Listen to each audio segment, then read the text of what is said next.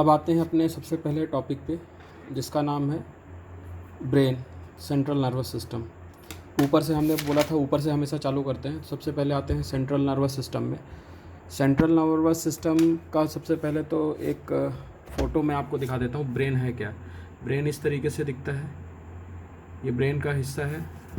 इस हिस्से पे गौर करिए। ये जो है रीढ़ की हड्डी की तरफ नीचे चला जाता है। ये पूरा ऊपर खोपड़ी के अंदर अपना स्कल बोन जिसको बोलते हैं, उसके अंदर ये अपना पूरा ब्रेन है।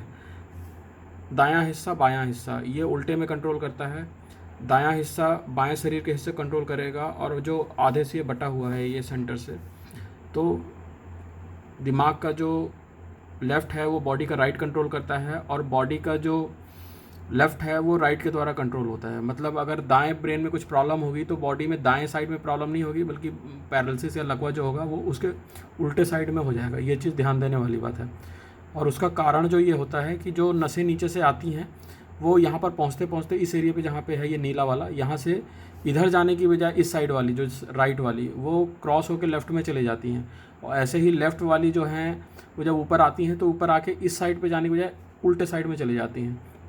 तो जब असर इधर होता है तो वो उसका जो करंट है वो बेसिकली इधर साइड पे जाके इफेक्ट होता है, यानी उल्टे साइड की बॉडी पे इफेक्ट आता है। अब ये तो रहा फिगर। अब आते हैं ब्रेन में क्या क्या संरचना में याद रखना है। एक तो ब्रेन जो होता है, ब्रेन के चारों तरफ एक कवरिंग होती है पन्नी की, तो उस पन्नी को कवरिंग को अपन बोलते हैं मेनिंजस, जो कि वो है कवरिंग ऑफ द ब्रेन। तो ये याद रखना है टर्म। दूसरा है ब्रेन इस अंदर इटसेल्फ, तो बाहर ये कवरिंग हो गई, ये फिर अपना ब्रेन हो गया। यहाँ पे पानी भरा रहता है, इस पानी को बोलते हैं CSF, cerebro spinal fluid. Cerebro spinal fluid, cerebro मतलब ब्रेन, स्पाइनल मतलब रीढ़ की हड्डी तक ये पानी भरा रहता है कॉन्टिन्यूटी में, इसलिए दोनों का ही कंबाइंड टर्म है। और फ्लूइड मतलब पानी, तो इसको बोलते हैं CSF या फिर सेरेब्रो स्पाइनल फ्लूइड। इसके अलावा इसको ब्रेन को ब्लड सप्लाई चाहिए होती है, क्योंकि खाना चाहिए, ऑक्सीजन चाहिए है, तो फिर हमको ब्लड सप्लाई देखनी है। सिर्फ मोटा मोटा बात करेंगे। अब ये ब्रेन है क्या जो हम ये देख रहे थे, ये ब्रेन है क्या वास्तव में?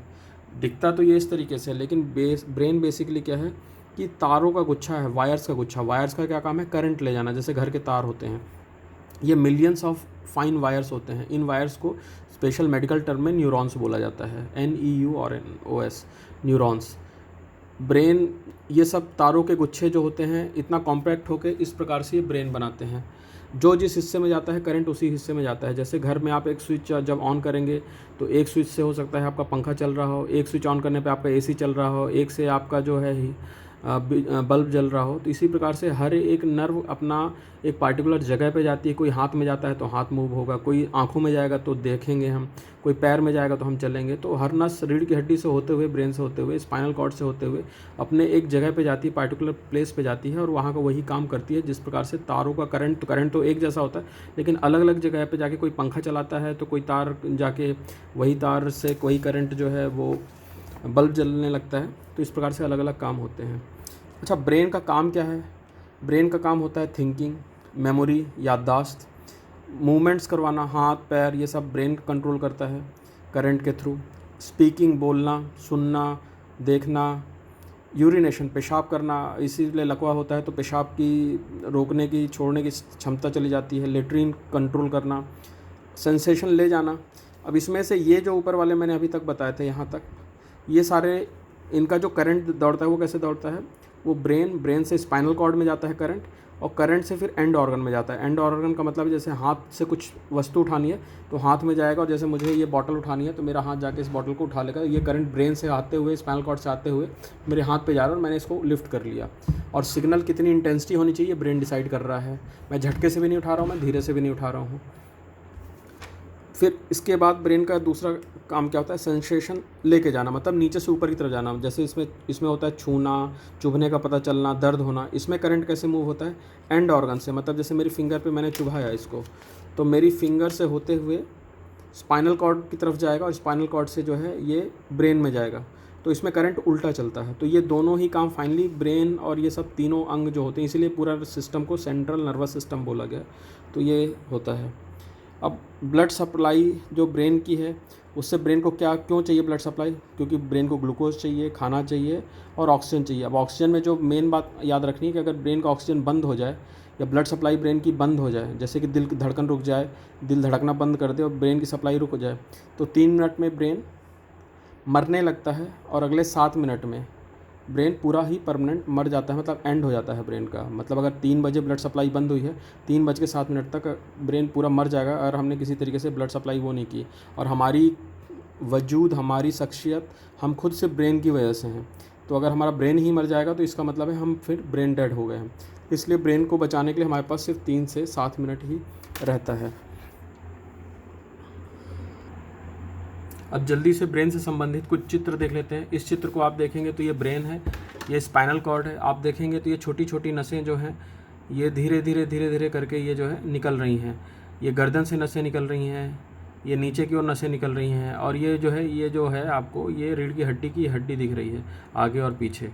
और ये नीचे जो है सैक्रम और कोकिक्स नीचे तक पहुंच गई है, जिसको हम बटक्स एरिया बोलते हैं। तो जो तार हम बता रहे थे ब्रेन से होते हुए तार, ये जो अलग अलग अंगों पे जा रहे हैं। नेक्स्ट फिगर को देखते हैं। नेक्स्ट फिगर में अगेन ये साइड व्यू में है, तो आप ये देखेंगे तो ब्रेन से नसें जो है धीरे धीरे सारी निकल रही हैं। ये गर्दन के लिए निकल गई, फिर ये हाथ के निकल गई, कुछ चमड़ी से सेंसेशन लेके जाएगी, कुछ मूवमेंट के लिए ऊपर से करंट नीचे लेके आएगी। उसके बाद फिर देखेंगे तो ये सीने की नसें यहाँ से इस तरीके से गोल गोल हर एक पसली के बीच में नसें निकलती हैं। 12 पसली के बीच में 12 नसें होती हैं। तो कोई अगर पसली के बीच में नस दबेगी तो वहाँ पे दर्द होगा। उसके बाद हम फिर आते हैं नीचे, तो ये कमर की हड्डी बोलते हैं कि कमर की नस दब गई, तो यहाँ की नस दब जाती है तो पैर में दर्द होने लगता है लोगों को। तो ये इस प्रकार से पैर की नस जो है वो नीचे चली जाती है। नेक्स्ट फिगर की बात करते हैं। ये न्यूरॉन्स है। अब अपन न्यूरॉन्स की बात करें तो जैसे घर एक ईंटे का बना होता है, तो एक ईंटे का स्ट्रक्चर कैसा होगा, तो वो न्यूरॉन का स्ट्रक्चर है। इस तरीके से छोटे छोटे उसमें फाइबर्स होते हैं जो आपस में एक न्यूरॉन दूसरे न्यूरॉन से जुड़ता है, तो इसका करंट यहाँ से होते हुए जाता है। फिर ये नेक्स्ट दूसरे को, ये देखिए ये दूसरे न्यूरॉन से जुड़ गया है, तो करंट जो है इस तरीके से एक दूसरे को पास होता है। सीरीज़ में चलते चलते जैसे ब्रेन से चला तो ऐसे धीरे धीरे करके वो हाथ तक पहुँच जाता है। नेक्स्ट फिगर की बात करें तो इसमें आपको हड्डी दिख रही है। यह है कि स्पाइनल कॉर्ड होती कहाँ है। बेसिकली ये रीढ़ की हड्डी है। रीढ़ की हड्डी के पीछे साइड पे, मतलब ये जो हड्डी है बड़ी वाला रीढ़ की हड्डी, ये पेट की तरफ होती है। और ये अपन पीछे देख रहे हैं जो अपन रीढ़ की हड्डी में ये पीछे करके ये फील होता है अपन को, ये फील होता है, ये फील होता है, ये फील होता है। तो ये रीढ़ की हड्डी है। इसी के यहाँ पे जो होता है जगह होती है नाली जैसी। तो ऊपर से ब्रेन से ये स्पाइनल कॉर्ड, ये देखिए आप, तो स्पाइनल कॉर्ड ये ऊपर से नीचे की तरफ आ रही है और बीच बीच में यहाँ से हर एक छेद के बीच से फोरामिना बोलते हैं, यहाँ से नसें निकलती हैं और अपने जहाँ जहाँ पे जाना होता है वहाँ पे निकल जाती हैं। तो कई बार आपने देखा होगा बोलते हैं नस दब गई। तो नस दबने का मतलब क्या है?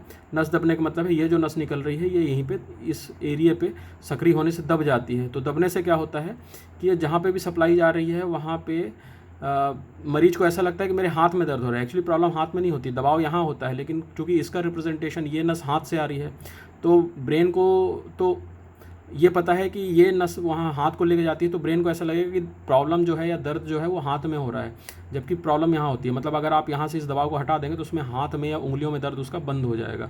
तो ये भी हमें डिफ्रेंशिएट करना होता है कि बेसिकली कोई उंगली में दर्द बता रहा है तो हमें देखना है उंगली में प्रॉब्लम, कहीं उसकी नस तो नहीं दब रही है यहाँ पे जिससे उसको ऐसा लग रहा है कि मेरी उंगली में प्रॉब्लम है। नेक्स्ट फिगर पे आते हैं। अगेन ये सेम फिगर है। आप देखेंगे तो ये जो पीछे की ये जो हल्की नीली और आसमानी रंग के हैं ये ब्रेन की कवरिंग है, जिसको मैंने बोला था कि ये मेनिंजस हैं। इसका इन्फेक्शन मेनिंजाइटिस कहलाता है। ये खून की नलियाँ हैं पतली पतली। ये हड्डी है, ये जो दो हड्डियों के बीच में होता है इसको डिस्क बोलते हैं, DISC। ये देखिए आप, इंट्रावर्टिब्रल डिस्क भी बोलते हैं, मतलब दो वर्टिब्रा के बीच में डिस्क। तो ये कई बार डिस्क जो होती है बोलते हैं स्लिप डिस्क हो गया। तो स्लिप डिस्क का क्या मतलब है? अगर ये दबने से क्या होता है कि ये डिस्क यहाँ से ये जली की तरह होता है, तो ये यहाँ से आगे की तरफ भी थोड़ा बढ़ता है, पीछे की तरफ भी बढ़ता है।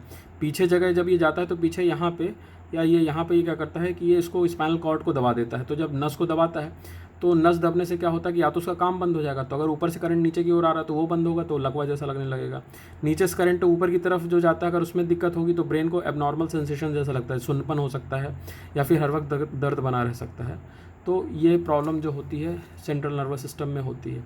ये अगेन जो है नसों का फिगर है। जैसे इससे क्या है कि किस लेवल पे दबाव हो रहा है ये आप देख सकते हैं। ये बिल्कुल कॉमन सेंस है कि नस अगर यहाँ पे दब रही है तो जाहिर सी बात है कि हाथ में कोई दिक्कत नहीं आएगी, क्योंकि ये जो तार आया है हाथ के तार तो यहीं निकल चुके हैं।